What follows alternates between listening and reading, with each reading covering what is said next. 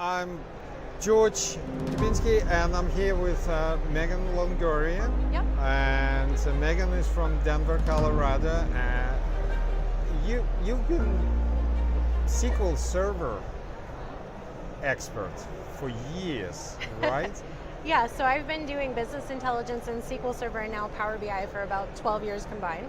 So but the subject we want to talk about now is not so much about Power BI or SQL Server, though we can talk about that, but it's about accessibility. You've been educating yourself, educating other people for quite some time about accessibility. What makes it important, and how's it different from just creating an app? So I would say it's not different from just creating an app because it's part of your design process, but it's a part that's often forgotten. And some of this stems from, I grew up with a dad who was legally blind and legally disabled, and so I watched him as he learned what things he could and couldn't do because he wasn't like that from birth. It was a slower progression as he got older. And so I took that, and then I have a really good friend who is blind, who is an accessibility specialist, and he helped me test Power BI. I got curious one day and went, well, what is it like to try to use a screen reader on a data visualization? And that concept was so foreign to me. But what I learned is a whole lot of the web is somewhat accessible, and that my friend was perfectly capable of navigating. It just works a little differently. And there were all kinds of design aspects that I immediately saw that I wanted to go, oh, I could tweak that and make that so much better for you. So part of design, any kind of user experience design, is how does this work for my end users? And that's kind of where I'm focused. I want to help people, and even if it's help people get information out of a Power BI report or help people easily interact with a Power App, it's the let me help you do this and save you frustration and time. You can go on your way with the information you need. But one thing I don't understand myself, maybe you can help me to understand, is that the figures are staggering. It's like 19% of population has some form of disability that makes them different enough they can't use application in the same way the rest 81% would use. Exactly. Right? So, and we see people with disabilities, with accessibility issues, we see them every day, right? And we see signs, and it's like parking for disabled and this and that. We see signs of that every single day in our lives. Why is it when it comes to creating a Power BI or app, it kind of disappears from our minds? We're oblivious to that suddenly. So I think we were oblivious to the physical world not being accessible for a really long time. It wasn't until like the 60s, I think, that government buildings needed to have wheelchair ramps to make them accessible. So the digital world has existed for the mass population for not very long, relatively, in human history. And so we're just getting there. And a lot of it is just a diversity issue. There just aren't that many people who work differently, who think differently in tech as there are in the entire population. And so they're underrepresented. And so when you can't understand what it's like to only be able to interact with an app via a keyboard because you can't use a mouse, it's really hard to imagine how to build for that. That's not first in your mind. And what we do, because we're human, is we build for us. The very initial version of everything that I build and I know better looks like something that I would be happy to use. And then I start tweaking it to be something that I know my intended end user wants to use. And so the problem is that we get lots of marketing messages and examples of people making really cool stuff, but especially in your marketing examples and your demos, they're not geared to a particular audience, so they're really not catering to that audience and considering that 20% of people that can't use the app in the normal intended way that they planned for. Interesting. You mentioned kind of not using mouse, and I remember one of the apps we were building in late 90s. We had users of those apps. They complained, one of their first complaints was that our tab order is wrong. We didn't even think about tab order at all, but turns out like two of our users, they grew up on mainframes. They grew up as data entry operators, right? So they use mouse only when absolutely necessary. Yep. They tap things, they're really fast typers. It's like 200 words, not a problem. And we were slowing them down. It's not like we needed to bring them up to our level. No, we were just slowing them down, not getting the app right. And it was one thing I learned is like, interestingly enough, you cater for able people who used to work differently. The other example, what I found interesting, I had a student in one class. I just remembered I had a student in one class. I walked into the class like half an hour before the class, and I see this guy kind of on the back mounting something on the table, what's not. And I thought it's kind of some technician mounting monitor or what's not. Now, it turns out a guy who had an accident, and he was unable to stand, to be in the same position for longer than 15 minutes. His spine wouldn't allow him. Okay. He needed to either lie down for 15 minutes, then he would stand up for 15 minutes, then he would sit down for 15 minutes. His spine he needed to adjust all the time. So he had this frame, huge frame, with the monitor mounted horizontally. He would lie down and kind of operate on the monitor and the keyboard, kind of all mounted here. Then he would stand up and use different keyboard and different monitor. Oh, that's cool. It was absolutely cool. What was striking for me is how casual he was about it. He didn't make a fuss. He just showed up 1 hour early. He mounted all this gear. At the end of, he never asked anything. Like, the only thing I needed to do is like when he was working horizontally, I needed to look up at his monitor from the floor angle. And then at the end of the day, he just packed his gear. The only thing he asked, could you help me carry it to the car? Otherwise, I would have to make 2 trips to carry it to the car. Right. That was the only thing he asked for. Is that the common thing you deal with the people with disabilities? Like, is that the common thing that people just live with it and don't make fuss out of it? Or it's just out of necessity because nobody else paying attention? I'm sure it's a little bit of both.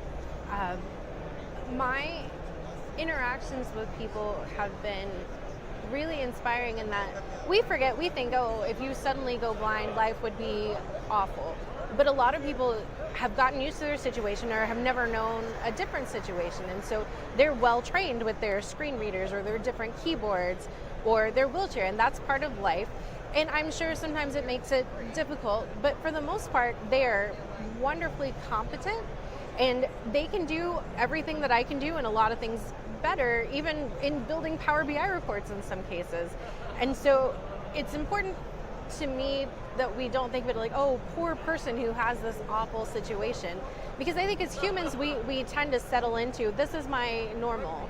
And so we actually get more frustrated when things change, even if something is awful, as that's kind of our stasis, our normal, that's your point of view. And so it's not a, this is awful, it's a, this is how I work and this is what I need to work. So if you need the setup, you get used to it, you get trained really well, and that's how things go. It's not any different. We just need to be aware that that is that person's workflow, and that's how they interact with our apps and reports.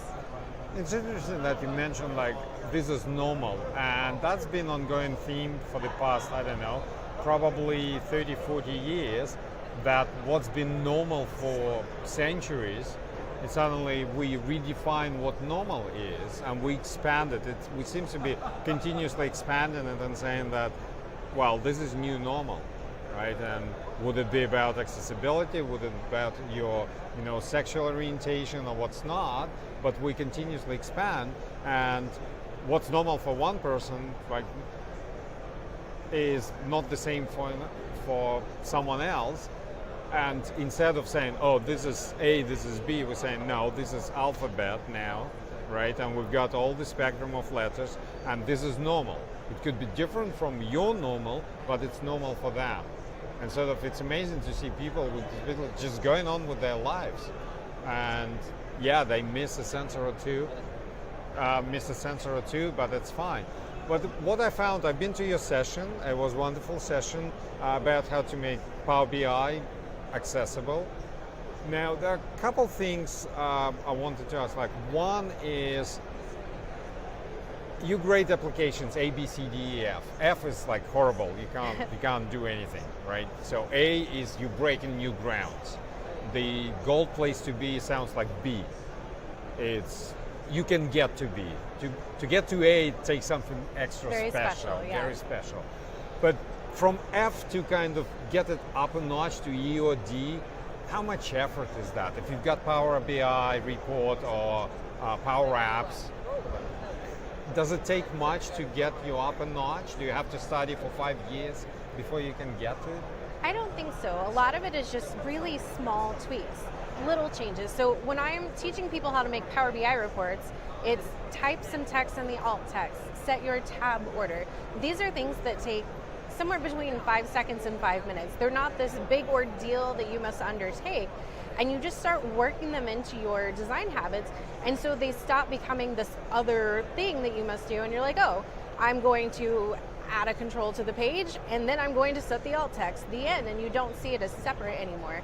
So Microsoft getting Power Apps and Power BI from D, where it started, to C right now, was a whole lot of little things. And now going forward, it's so much easier for them to maintain that C and even get to B because of their better habits.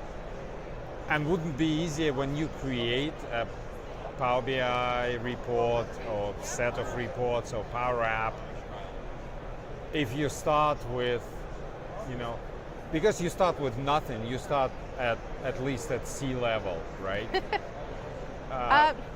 Technically you start at D, which just means you've tested and there are issues. You're not even compliant, but yeah. So you haven't tested it, but it's easier to maintain, it's easier to add this 1 minute every day rather than go through thousands of bugs when government says, oh, I like your app, but we can't use it because it's not compliant. Yep. Right, so and then you go through the huge pain and turns out your design is wrong because like the whole app falls apart because the moment you start making it accessible, it's just usability falls apart. So, and the other thing I found fascinating is how making the app accessible benefits all. Well, you call it curb effect. The curb so cut can effect. you talk about that? So think of curb cuts like at an intersection where there's a ramp that kind of grades down to the street so that people don't have to hop over a curb.